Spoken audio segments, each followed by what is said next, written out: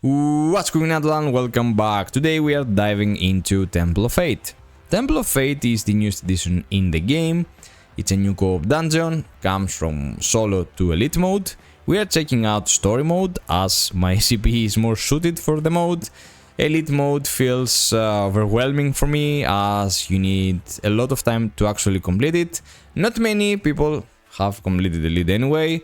I don't feel frustrated at all in comparison with some others that feeling that they are staying behind in materials as they can't complete elite. Not the case at all. We'll have plenty of time to make our sales, talismans and the new accessories. So you guys shouldn't feel frustrated at all. Now, a huge tip from my side, and I did the same actually. This is a run, the record over here. This is a run from one of my worst first runs. I decided to go with this one specifically as many points on this video will be very helpful because they were honest mistakes, and I feel it's better for you to understand from mistakes rather from a flawless run. Now, as I said, the biggest tip I can give you is go complete solo mode once. Even if you watch zero guides, even if you want to close the video and go try yourself, solo mode will be the biggest asset because you will understand the mechanics. At least you will get a good idea of them. So when you enter story mode and later on elite, you will be actually helpful because maybe the worst part on this dungeon is that it's a team dungeon. It requires effort from both sides, and this is why I chose this run specifically. So let's start the run to actually see, and I'll talk over the run. Two people going from the one side, two people going from the other side. Alright, let's kick things off with the first boss, the first gate. When the fight starts, the first skill that the boss will do is a front charge. And your job is when you enter the room to run to the sides like Bogdi over here is doing.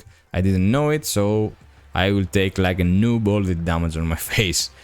It doesn't do so much, but it's better to start the fight with full HP rather than, you know, have to use potions or pet skills to get up. Initially, nothing fancy over here, just front attacks. Now the boss moves on to the second phase. What happens over here? One player goes to the one side and the other player goes to the right side. The boss will enter an immune state and will spawn pylons, two from each side. One here, one is around here, and from the opposite side, again two pylons on the same spots.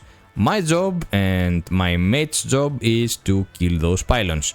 We don't want those pylons to travel to this point over here and go up, because when they go up, an area within the territory that we are fighting will get poisoned, and when we pass through those areas, it's gonna be a problem. Now, when you kill those pylons, you get a nice buff over here that technically cleanses all the poisoned objects.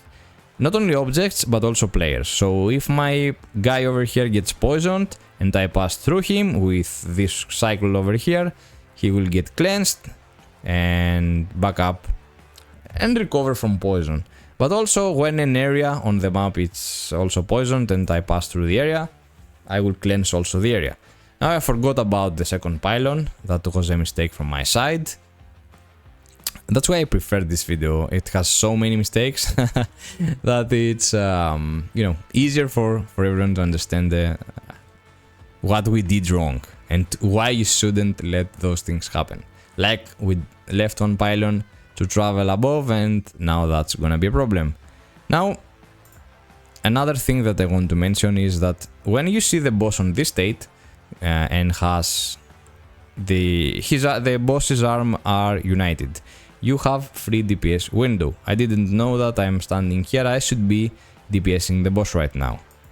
When you see the boss opens the arms like he did over there, the boss is preparing for a spin. So you have time until the boss opens the hands. Let's check it one more time. I could DPS here, opens the hands, it's about to spin, so you go out. It's a nice pattern to remember for when you should get out.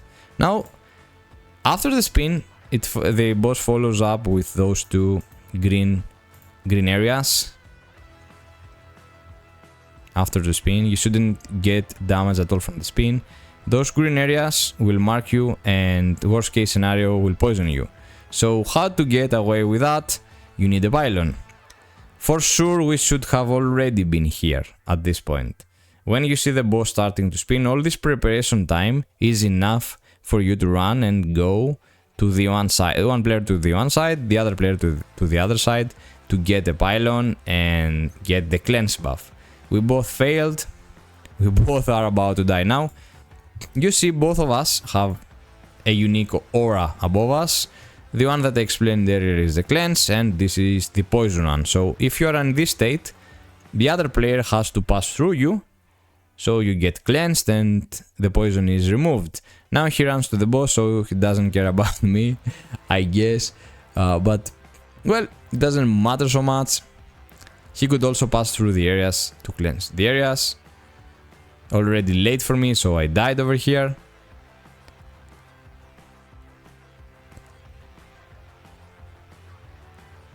Again, I entered in the worst possible moment inside when the boss spins, and as you see, you die almost one shot, so it's the worst thing to do. Again, one player from the one side, one player from the other side. You should be aware almost all the time for pylon spawns. As it happens right here, the area will be poisoned, and you need to cleanse the area as well beside the players to give more space to both of you to move freely on the map. Now again, I died from a spin. I didn't know.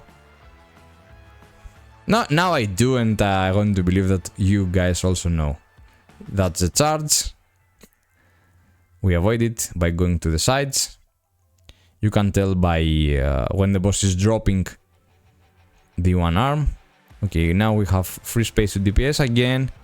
You can see this thing hunting me to poison me, but I now doing the mech almost properly. I should be here to get the pylon, get the cleanse buff, and go back to the boss. I did a mistake by passing normally from the road, as I could pass just inside the toxin and cleanse the toxin as well. As I said, it gives more space also to my mate. The boss is preparing.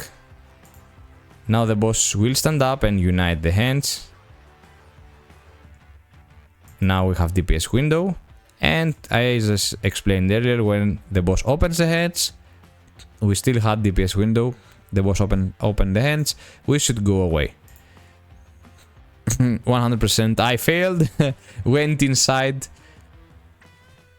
after the boss opened the hand, so I got all the damage. Now the other two players from the other room cleared the boss and they entered ours. But those are all the skills of the boss. The pattern and the skills that the boss does are repeating one by one. What I would strongly advise is just pay attention to the pylons, having always a side, and that will make the fight way easier. Shikai here passed through the territories, the areas that were poisoned, and cleansed those areas. Now he's marked, or she's marked, travel to the pylon to get the cleanse. Perfect execution of the mech. As the other player, as I assume, goes to the opposite side, and that's a clear for the first boss. A lot of mistakes from my side, but it doesn't really matter. You know, you learn from your mistakes. Now we move on to the second boss, Famine. I think this might be easier from the first one, right? Personal take.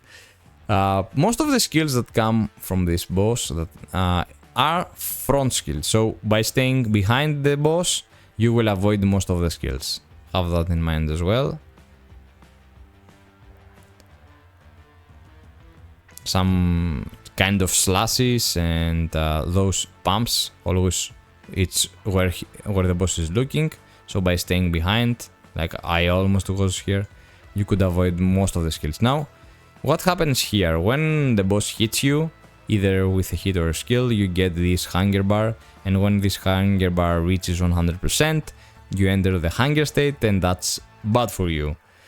What you need to do is go to choose a side, either this side or the opposite side, destroy this cycle over here, this ball, and this ball will spawn a light. If you take the light, you cleanse the hunger bar. As you guys can see, there is one at the other side as well. You could continue to DPS the boss. The boss will spawn infinite skills to the whole map. In this fight, probably it's unavoidable to not take damage. You will for sure take damage. It's how you utilize the balls. Now the boss entered the next phase and spawns all those balls. It's nothing hard really, you just have to kill the boss and take the lights to keep cleansing yourself until the boss comes down and you move on to the next phase. That's why I consider that this fight is easier. Another smart thing to do, as you see Sikai died over there, if you don't have... If your bar is like still low, like 20-30%, and you accidentally kill 2 balls, you can just leave a light and keep killing balls until you are like 60 or 70% and then take the lights. That way you protect also your mates. In case you take lights at 20%, 30%, they might miss a ball and they might die because of that. That's why I said earlier that it's a team communication dungeon. Moving on to the DPS phase, you just DPS the boss here, nothing fancy.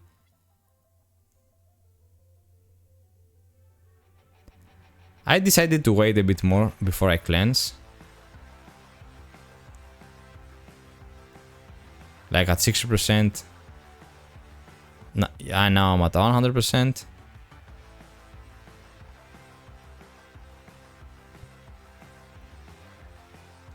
And I was lucky because we transported to the next phase. But I cleansed myself as well from the bolts. And here it's very simple. Just run to the other side. You don't have to pay attention so much on this mech. I think it's like a branded mech. In general, I think now that I have completely grasped the mechs of this boss, that it's nothing insane to do. Moving on to the DPS phase. Again, the only thing that you have to pay attention is your hunger bar. When it goes high enough, you should go kill a ball and cleanse yourself. Of course, the best thing that you should do is not take damage at all. Because some teammate of yours might also need the ball. Okay, the boss moves on to the next phase, climbs, and it's the same exact phase as previously. Spawns balls. We kill the balls. We are setting our hunger by the light from the lights.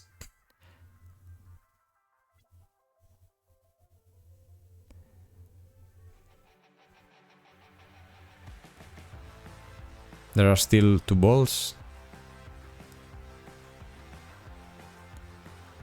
Alright, and the boss is down. I was waiting to cleanse myself as well because I was like at 90 something %. Smart move from me, I didn't remember that. Now we have free space to DPS the boss as well.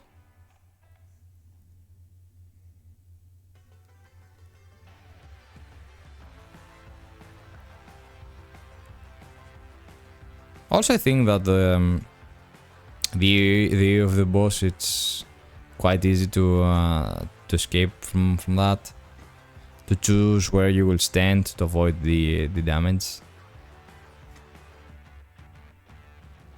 Right. Same story. Very easy mechanic.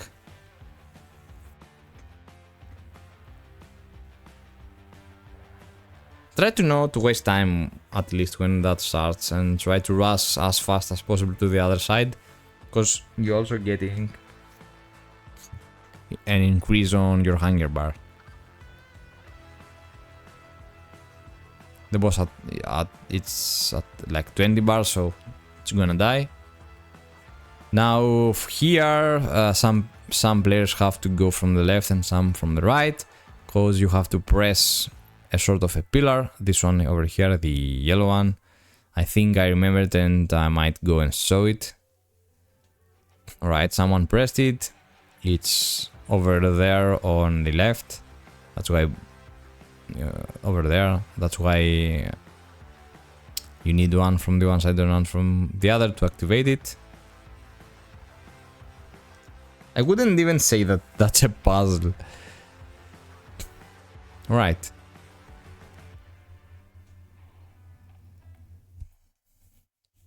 Now, originally, I don't know if this is a repetitive motto, but when you enter for the first time, as we experienced on the first boss, it will do this make with the balls on the air. Just make sure you won't go straight to the boss when you enter the boss. Just wait for the balls, kite the balls so you don't take damage, and you will have plenty of time later, like now, to go for the boss. The boss is separated in two parts. The actual boss, the shape of the boss is quite weird. It's like this statue, the pink one, and its back, the thing that moves. So sometimes you hit this one and sometimes you hit the boss. Now, what happened here, you move on to another dimension. And when you move to another dimension, you have two choices. In this specific scenario, actually, maybe you have only one choice. Those red things over there, when you kill them, they open a they open a transportation to the other dimension, which is the original one. Now we are on another dimension, which is something weird going on over here. So by destroying those things over here, you will see that we getting transported back to reality, or what that might be. And your goal in general is to kill not the boss. You don't hit the boss now, at least you hit the back of the boss. This thing over here that we killed now, and when you kill it, it opens another portal, and we're gonna go back to the other dimension.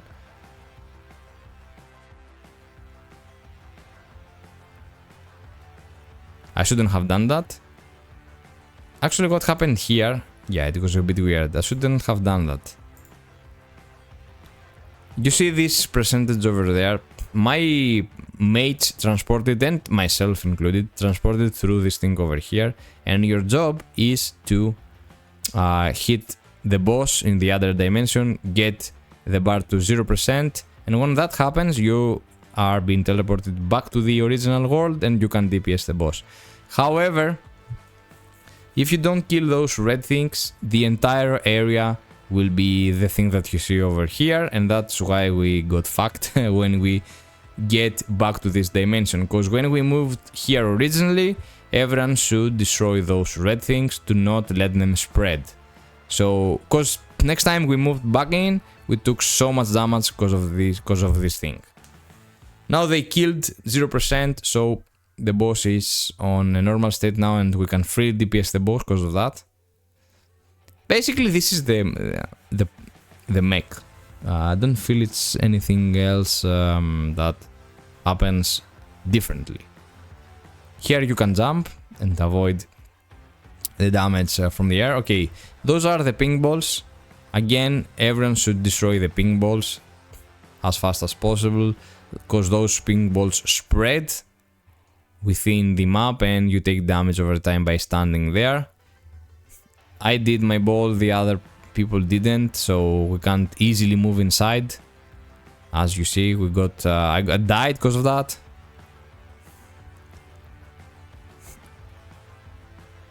This thing will eventually, this thing over here eventually will drop down.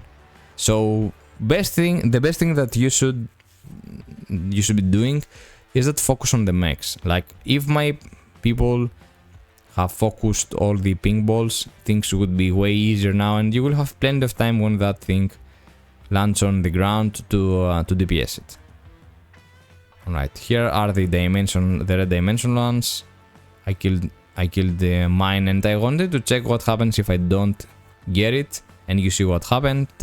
You should destroy it. What you should do is destroy it, get back into reality, then kill the boss back, and when you kill the bosses back, it will open a new portal, and from the new portal you come in and DPS the boss, alright? This is what you should be doing to make your run as easy as possible. Now we have again plenty of time to DPS the boss, already moving on to the next phase.